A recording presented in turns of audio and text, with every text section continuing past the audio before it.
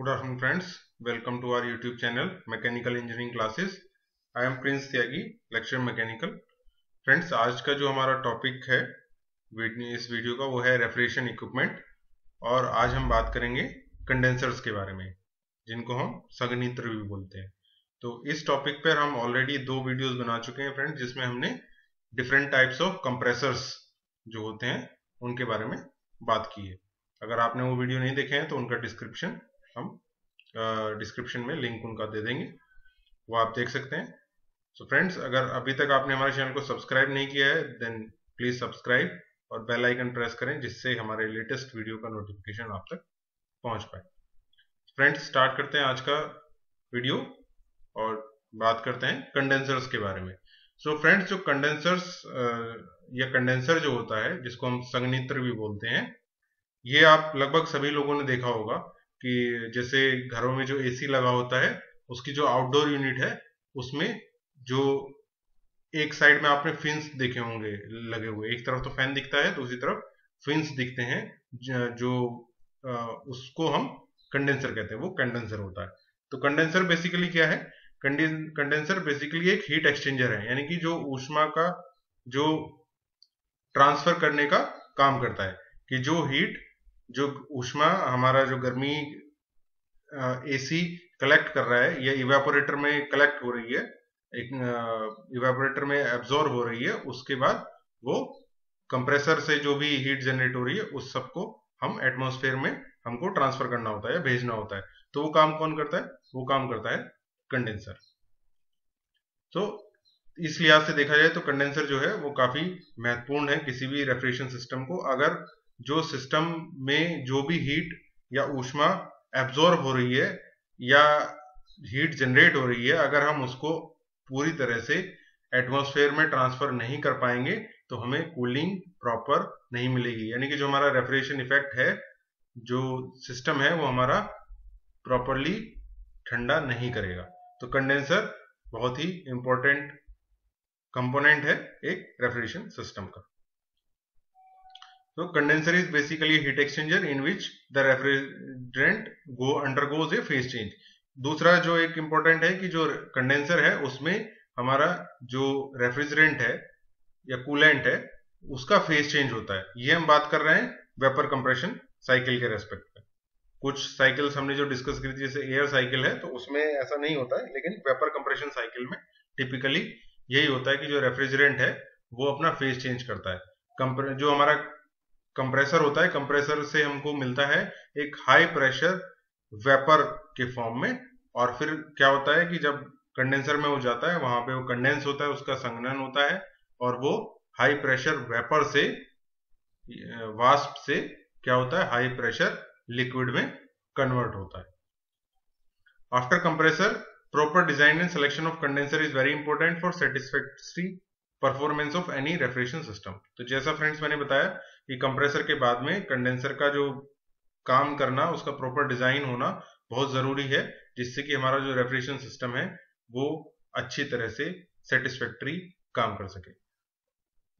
On the basis of cooling, condensers are classified as follows. तो जो condensers हैं उनको हम जनरली 3 कैटेगरी में डिवाइड करते हैं। पहला है एयर कूल्ड, दूसरा है वाटर कूल्ड, और तीसरा है इवेपोरेटिव कंडेंसर। तो एक एक करके इसके बारे में डिस्कस करते हैं फ्रेंड्स। सबसे पहले है एयर कूल्ड, यानी कि जो हमारा कूलिंग इफेक्ट है इन कंडेंसर में किसकी वजह से होता है? हवा की वजह से होता है। In these condenser, air is the external cooling medium, that is the refrigerant reject heat to air flowing over the condenser. तो जो इस तरह के कंडेंसर्स होते हैं उसमें हीट हम डायरेक्टली एयर को ट्रांसफर कर देते हैं, यानी कि एटमॉस्फेयर में डायरेक्टली हीट ट्रांसफर हो जाती है। तो ये आप देख सकते हैं इस तरह के कंडेंसर कहाँ यूज होते हैं? हमारे जैसे डोमेस्टिक एसी, जो घरों में यूज होने वाला एसी है, वो सीधे सीधे अपनी जो हीट है एब्जॉर्ब करी हुई वो कहाँ भेजेगा? एटमॉस्फेयर को डायरेक्टली भेज देता है। ऐसे ही जो हमारे घरों में लगने वाले रेफ्रिजरेटर है या फ्रिज जिसको हम बोलते हैं, वो भी एयर कूल्ड ही कंडेंसर इस्तेमाल करते हैं। आगे air cooled condenser are further classified into 2 categories. तो जो एयर कूल्ड कंडेंसर होते हैं इनको भी आगे हम 2 भागों में बांटते हैं। एक है नेचुरल कन्वेक्शन टाइप और दूसरा है फोर्स्ड कन्वेक्शन टाइप। तो जैसा कि आप नाम से जान सकते हैं, नेचुरल कन्वेक्शन टाइप मतलब कि जो ये प्राकृतिक तौर पे जो हवा का प्रवाह है वो इसमें हीट को ट्रांसफर करने का काम करता है। Air comes in contact with the condenser tube and heat transfer takes place due to natural convection and radiation. तो हवा जो है वो कंडेंसर की जो ट्यूब्स हैं या फिन्स हैं उनके संपर्क में आती है और गर्म होने के बाद वो ऊपर उठ जाती है, क्योंकि हमको पता है कि गर्म अगर हवा होगी तो उसकी डेंसिटी जो है वो कम हो जाएगी, उसकी जो डेंसिटी कम होने की वजह से वो ऊपर उठेगी और उसकी जगह पे फ्रेश ठंडी हवा आएगी। तो ये क्या होता है, प्राकृतिक तौर पे हवा का जो प्रवाह है या एयर फ्लो है वो बना रहता है, इसीलिए इसको बोलते हैं natural convection type. Hot air flows out due to lesser density. तो जैसे मैंने बताया कि जो गर्म हवा है उसकी जो डेंसिटी है वो कम हो जाती है तो वो ऊपर की तरफ उठ जाती है। As flow rate of air is small, heat transfer coefficient is this condenser is small. तो जो प्राकृतिक तौर पे जो हवा का प्रवाह होगा वो बहुत ही कम होता है फ्रेंड्स, तो इसकी वजह से इसका जो हीट ट्रांसफर कोएफिशिएंट है, जो ऊष्मा अंतरण गुणांक जिसको हम बोलते हैं, वो भी बहुत ही कम होता है। तो a large condensing surface is required to reject a given amount of heat. तो हीट ट्रांसफर कोएफिशिएंट या फिर ऊष्मा अंतरण गुणांक अगर कम होगा तो हमें ज्यादा जगह की जरूरत होगी या ज्यादा बड़ा कंडेंसर चाहिए होगा कम या कम हीट को ट्रांसफर करने के लिए। इसी वजह से these condenser are used in small capacity refrigeration system like household refrigerator and freezers। तो इसी वजह से कि इसमें बहुत बड़े कंडेंसर की जरूरत होती है, तो जो छोटी कैपेसिटी के रेफ्रिजरेशन सिस्टम है जैसे कि हम घरों में यूज करते हैं एसी या रेफ्रिजरेटर, वहां पर इस तरह के कंडेंसर हम प्रयोग में लाते हैं। तो फ्रेंड्स यहाँ पे हमने कुछ फिगर्स फोटोज लगाई हैं जिससे आपको ये और अच्छे से समझ में आए। तो the natural convection type of condensers are either plate surface type और फिन ट्यूब टाइप। तो आप पहला देख सकते हैं, ये है आपका सरफेस प्लेट सरफेस टाइप। यहाँ पे क्या होता है कि जो अंदर में आप देख रहे हैं जो शेडी पोर्शन है, ये एक प्लेट है और उस प्लेट के ऊपर ट्यूब जो है वो पूरा उसके साथ जोड़ी हुई है। इसको वेल्ड करके या फिर किसी भी तरीके से एक प्लेट के ऊपर एक ट्यूब जोड़ी जाती है और इस ट्यूब में क्या होता है, इस ट्यूब में हम रेफ्रिजरेंट को फ्लो करते हैं। तो रेफ्रिजरेंट एक तरफ से ट्यूब में एंटर करेगा, पूरी ट्यूब में जाएगा और ये फ्लो करते करते वापस से दूसरी तरफ से रेफ्रिजरेंट बाहर निकल जाएगा। तो इसमें फ्रेंड्स हमको प्लेट जोड़ने का जो फायदा है कि जो ट्यूब है वो हीट जो है वो प्लेट को देगा और प्लेट क्योंकि इसका एरिया बड़ा है तो हमें हीट ट्रांसफर करने में आसानी होगी, यानी कि जल्दी हीट ट्रांसफर हो जाएगा और इससे जो हीट ट्रांसफर कोएफिशिएंट है, ऊष्मा अंतरण गुणांक है, वो कंडेंसर का बढ़ जाता है। तो इसीलिए ट्यूब के साथ साथ एक प्लेट का भी उपयोग किया जाता है। तो इस तरह का जो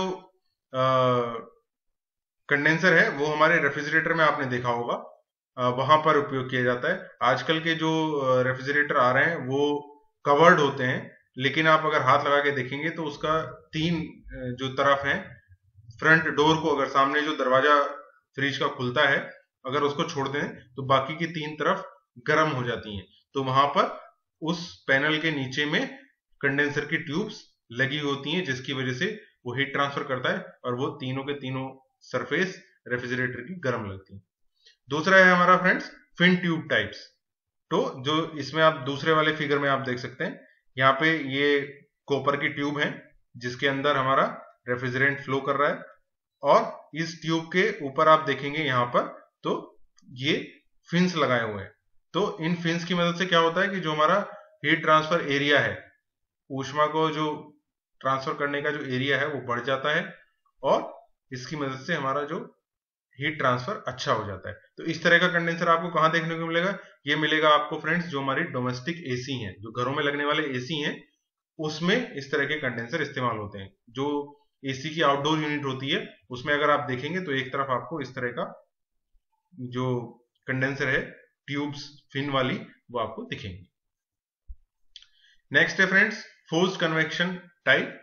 तो जो फोर्स्ड कन्वेक्शन टाइप है इसमें सिर्फ इतना ही फर्क होता है कि हम एडिशनली एक फैन की मदद से या ब्लोअर की मदद से एयर का फ्लो बढ़ा देते हैं। इन these condenser the circulation of air over the condenser surface is maintained by using A fan और ब्लोअर। तो आप यहाँ पे फिगर में देख सकते हैं कि ये हमारा जो कंडेंसर है और कंडेंसर के ऊपर हवा जो है वो हम एक फैन की मदद से जो एयर का फ्लो है, हवा का जो प्रवाह है, उसको बढ़ा रहे हैं। उससे क्या होगा कि जो हमारा हीट ट्रांसफर रेट है वो हमारा बढ़ जाएगा।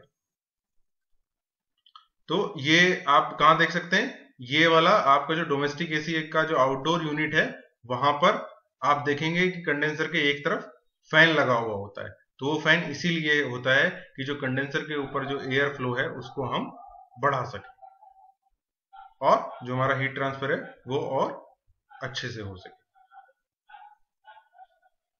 तो जो हमारे फोर्स्ड कन्वेक्शन टाइप होते हैं ये इनमें फर्दर दो भागों में इनको बांटा जाता है। एक होता है चेसिस टाइप, चेसिस माउंटेड, और दूसरा है फ्रेंड्स रिमोट माउंटेड।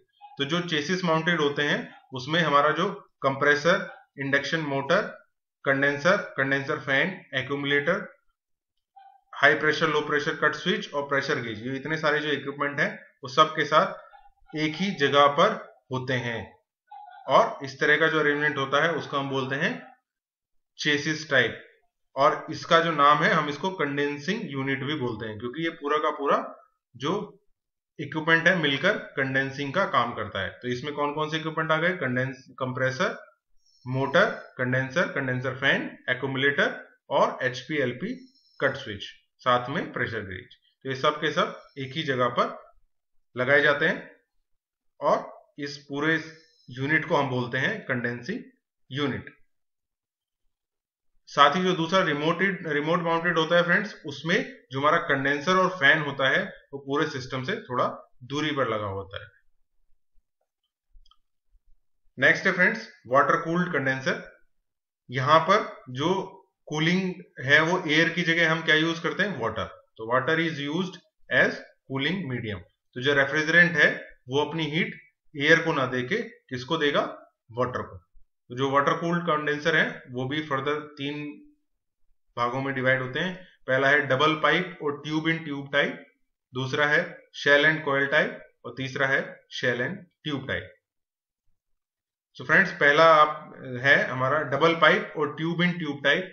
तो यहाँ जैसे कि नाम से भी हम देख सकते हैं कि जो हमारा इस तरह के कंडेंसर होते हैं उसमें 2 ट्यूब होती हैं, एक ट्यूब बड़ी ट्यूब के अंदर एक छोटी ट्यूब डाली जाती है। जैसे कि आप यहाँ पर फिगर में भी देख सकते हैं कि ये जो है पहली ऊपर एक बड़ी ट्यूब है और उसके अंदर ये एक छोटी ट्यूब हमने डाल रखी है।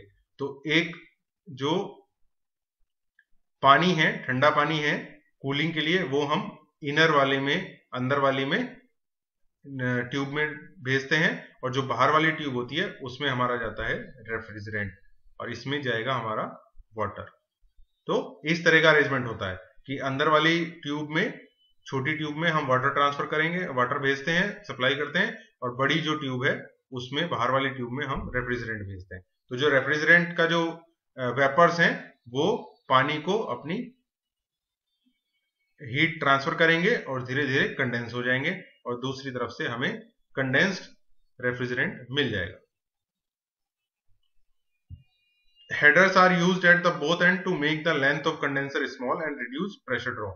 तो ऐसे जो कंडेंसर्स होते हैं उन्हें दोनों तरफ एक हेडर बनाया होता है फ्रेंड्स, इस तरीके से, और ट्यूब कनेक्ट कर दी जाती हैं और दूसरी तरफ भी एक हेडर रहता है। तो एक इससे क्या होता है कि हमें एक फ्लो के लिए एक स्पेस मिल जाता है जहां पे आपका रेफ्रिजरेंट या वाटर जो भी हम यहाँ पे है उस पर इकट्ठा रहता है। तो फ्लो की कोई प्रॉब्लम नहीं होती है और प्रेशर ड्रॉप की जो समस्या है वो भी हमारी कम हो जाती है। हीट ट्रांसफर कोएफिशिएंट फ्रेंड्स इनका भी थोड़ा लो होता है, क्योंकि अगर बहुत लंबी ट्यूब्स हम इस्तेमाल करेंगे तो उसमें जो फ्लो हो रहा है वो फ्लो का लिक्विड जो रेफ्रिजरेंट है उसका फ्लो हिंडर होता है, क्योंकि जितनी बड़ी ट्यूब होगी उतना ज्यादा प्रेशर ड्रॉप उसमें होगा। तो इस वजह से इनका भी हीट ट्रांसफर कोएफिशिएंट कम होता है। इस तरह की जो यूनिट्स हैं हम कहां पे यूज करते हैं, जनरली जो 10 TR से कम वाली जो कैपेसिटी के रेफ्रिजरेशन सिस्टम है वहां पर हम इनको यूज करते हैं। दूसरा है friends shell and coil type.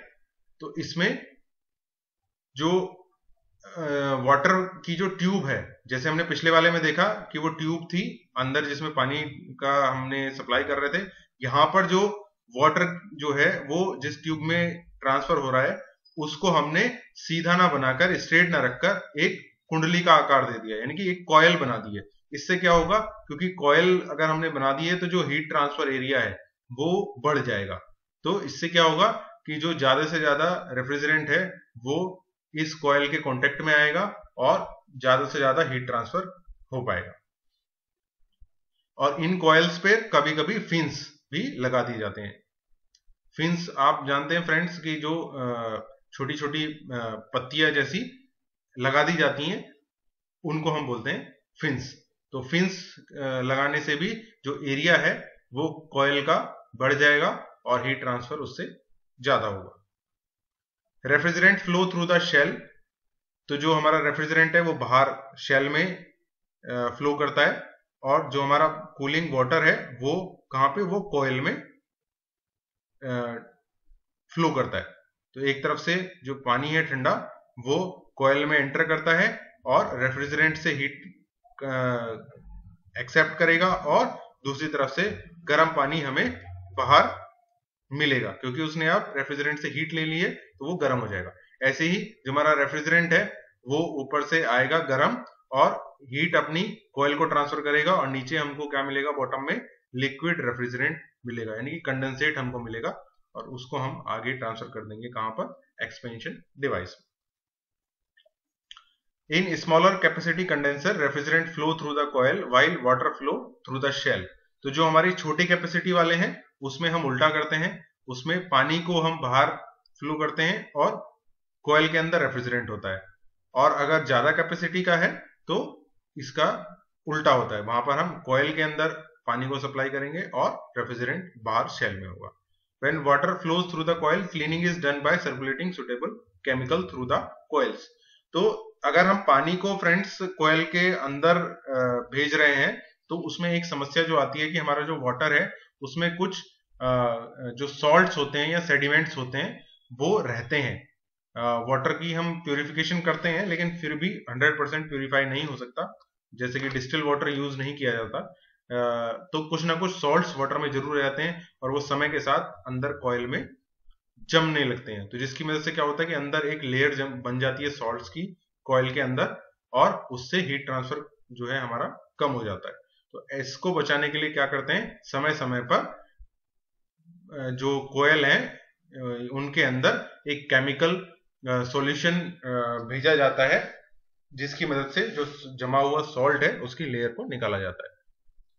जो इस तरह के कंडेंसर है फ्रेंड्स वो 50 टन कैपेसिटी या 50 टीआर तक की कैपेसिटी में यूज किए जाते हैं। तो जो हमने पहले देखा था वो देखा था अप टू 10 टीआर, और ये वाले जो कंडेंसर हैं वो 50 टीआर तक की रेफ्रिजरेशन सिस्टम में इस्तेमाल किए जाते हैं। नेक्स्ट है friend shell and tube type. तो जो ये है सबसे कॉमन है, क्योंकि ये हीट ट्रांसफर जो है इसमें कोफिशिएंट काफी अच्छा मिलता है हमको।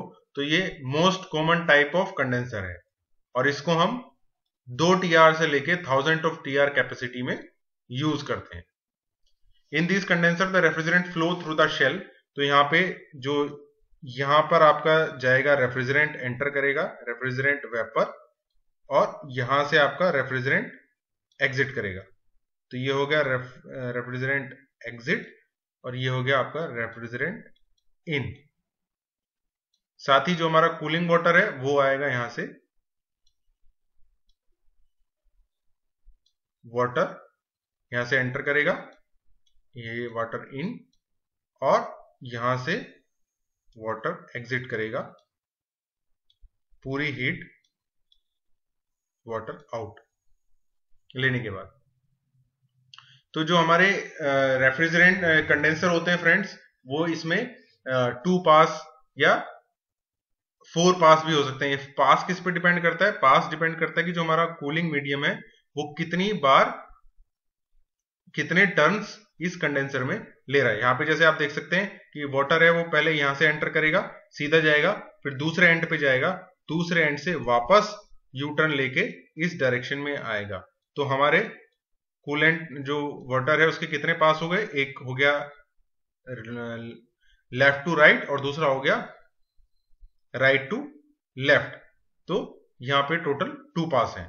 ऐसे ही अगर इसको हम और एक पास ऐड कर दें तो वो 3 पास हो जाएगा, या फिर 4 पास भी हम इसको, जनरली 2 इवन नंबर्स में होते हैं 2 पास या फिर 4 पास। सो यहां पे है water flows through the tubes in single to 4 pass. तो एक पास से अगर सिंगल पास होगा तो इसमें यहां पे टर्निंग नहीं होगी, इधर से वाटर एंटर करेगा और दूसरी तरफ से इसका एग्जिट हो जाएगा। 2 पास में ये एक बार वापस आएगा। 3 पास होगा तो एक और टर्न यहां से ये राइट साइड की तरफ लेगा और फिर वहां से एग्जिट होगा। 4 पास होगा तो एक और एडिशनल टर्न होगा। तो जितने ज्यादा पासिस होंगे उतना ज्यादा हीट ट्रांसफर के चांसेस बढ़ेंगे और हीट ट्रांसफर कोएफिशिएंट हमारा अच्छा होगा।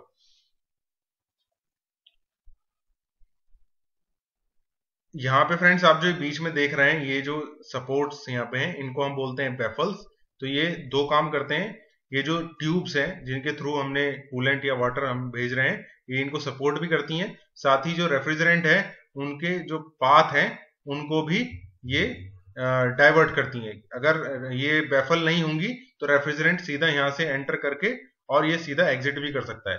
एक शॉर्ट सर्किट टाइप का फ्लो बन जाएगा और रेफ्रिजरेंट जो है पूरा कूलिंग आएगी ही नहीं। तो इसके लिए क्या करते हैं, बेफल्स लगाते हैं। तो रेफ्रिजरेंट यहां से आएगा, फिर वापस ऊपर जाएगा, फिर ऐसे आएगा और वापस से ये ऐसे मूव करेगा, फाइनली यहां पे वो एग्जिट करेगा। तो प्रॉपर सभी वाटर जो ट्यूब्स हैं उनके कांटेक्ट में लगभग पूरा का पूरा रेफ्रिजरेंट कांटेक्ट में आएगा और फिर कंडेंस होके ये बाहर निकल जाएगा। तो ये जरूरी नहीं है फ्रेंड्स कि हॉरिजॉन्टल ट्यूब्स ही हो, ये वर्टिकल भी हो सकती हैं। तो vertical shell and tube type condenser are usually used with ammonia in large capacity system so that cleaning of the tubes is possible from top while plant is running. तो जो हमारे वर्टिकल ट्यूब वाले जो condenser हैं shell and tube type, वो generally ammonia के साथ use किए जाते हैं जिससे कि उसको ऊपर से उसका टॉप ओपन करके जो ट्यूब्स हैं उनकी या सिस्टम है उनकी क्लीनिंग की जा सके। तो ये दोनों तरफ के तरह से हो सकते हैं, हॉरिजॉन्टल ट्यूब टाइप भी हो सकता है, वर्टिकल ट्यूब टाइप भी हो सकता है। नेक्स्ट है फ्रेंड्स इवेपोरेटिव कंडेंसर। तो जो इवेपोरेटिव कंडेंसर होते हैं फ्रेंड्स, ये अभी हमने जो डिस्कस किए पहले किया था एयर कूलिंग टाइप, दूसरा किया था वाटर कूल टाइप। तो जो इवेपोरेटिव कंडेंसर होते हैं बोथ एयर एंड वाटर दोनों हमने एक साथ यूज करते हैं हीट ट्रांसफर करने के लिए। तो जाहिर सी बात है इसमें अगर एयर और वाटर दोनों यूज हो रहे हैं तो इसका हीट ट्रांसफर कोएफिशिएंट सबसे ज्यादा होता है, ये सबसे ज्यादा हीट ट्रांसफर करने में समर्थ होता है। तो evaporative condenser combine the feature of cooling tower and water cooled condenser in a single unit. तो जो हमारा कूलिंग टावर और वाटर कूल्ड कंडेंसर है दोनों के फीचर्स ये एक ही जगह में इस्तेमाल करता है।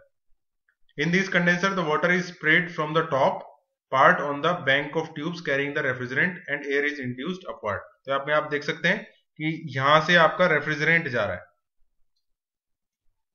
ये रेफ्रिजरेंट इन है और ये आपका रेफ्रिजरेंट आउट।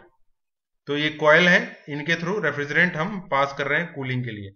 ऊपर से ये जो आप देख रहे हैं यहां से आपका वाटर स्प्रे हो रहा है, ये नीचे में पूरा टैंक है जिसमें पानी भरा हुआ है और एक पंप है। इस पंप की मदद से लगातार यहाँ पर पानी को स्प्रे किया जा रहा है इन रेफ्रिजरेंट की ट्यूब्स पे। तो जब वाटर इन पे ट्यूब्स पे गिरेगा तो वो इसमें हीट ट्रांसफर होगा और वो रेफ्रिजरेंट से हीट ले लेगा। साथ ही नीचे से एक एयर भी हम ब्लो करते हैं। एयर ब्लो करने के लिए यहाँ पर कई बार एक फैन भी यूज किया जाता है। तो ये फोर्स्ड टाइप का है और यहाँ पे जो फिगर हमने दिखाई है इसमें फैन ऊपर लगा हुआ है। तो ऐसा जरूरी नहीं है कि फैन हमेशा ऊपर ही हो, फैन यहाँ पर नीचे भी हो सकता है।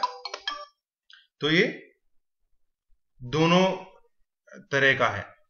तो अगर ऊपर में फैन लगा हुआ है तो फ्रेंड्स ये है आपका इंड्यूस्ड टाइप, और अगर नीचे में फैन लगा हुआ है तो इसको हम बोलते हैं फोर्स टाइप, यानी कि हम यहां से एयर को फोर्स कर रहे हैं।